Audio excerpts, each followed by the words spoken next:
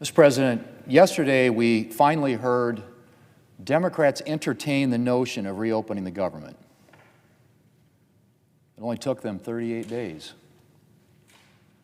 Why in the days before, progressives were urging Democrats to prolong the shutdown in perpetuity? One House Democrat said, and I quote, "There would be hell to pay if Senate Democrats don't let events play out," end quote.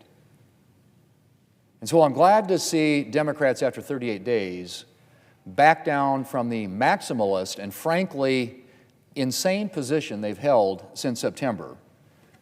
The Democrat leader's proposal is a non-starter for the Republican majority.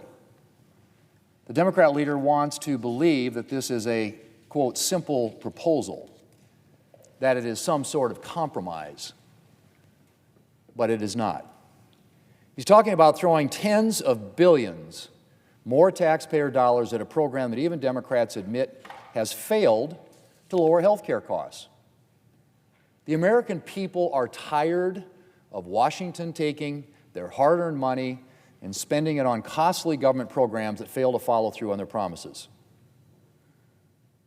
Of course, that's what Democrats have been doing for years with Obamacare. They passed Obamacare 15 years ago without a single Republican vote. And in that time, Democrats' signature health care law has failed to do what Democrats promised. If you like your health insurance, you can keep it. Not true. If you like your doctor, you can keep him or her. Not true. Premium costs will go down. Not true. And actually, the opposite is true. They keep going up. Obamacare drove premium prices higher. So in 2021, in the Democrats' American Rescue Plan Act, a bill best known for setting off a years-long inflation crisis, Democrats created these Biden bonuses, further papering over the higher premium costs under Obamacare with bigger taxpayer subsidies. Again, they did that without a single Republican vote. And then in another partisan bill in 2022, they extended the subsidies through the end of this year. Democrats chose the expiration date. They created this cliff. And now they want to blame Republicans for their mess. Give me a break, Mr. President. Republicans are not about to further burden taxpayers by blindly extending a flawed program. The Democrats' proposal is just more of the same, masking rising premiums and padding insurance companies' profits with more taxpayer dollars. The Democrat leader's proposal is a non-starter. There's still only one path out. It's a clean funding extension. The House has already passed a clean funding extension. The President supports one and would sign it into law immediately. We're only a handful of votes away from passing one right here in the Senate, Mr. President, a bill that has been sitting at the desk now for 38 days.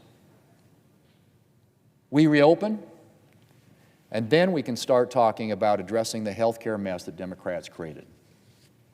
Mr. President, I know that Democrats know this. Just yesterday, the Democrat whip came to the floor to say something that I've been waiting for a Democrat to say for a long time. He said that the first thing we need to do is reopen the government, then address the cost of health care and advance appropriations bills. I've been saying that for about 6 weeks now. And I think that's exactly what we need to do today. And so I hope the Democrat whip and others in his caucus will join the 3 Democrats who have been supporting a clean continuing resolution, the only bill that can actually end the shutdown. Mr. President, I'm glad to see that after 38 days, Democrats are finally warming up to the idea that their shutdown can't go on forever. And I urge my colleagues to support a clean continuing resolution so we can start a real discussion to address their health care mess, get back to the regular appropriations process, and above all, finally provide relief to the American people.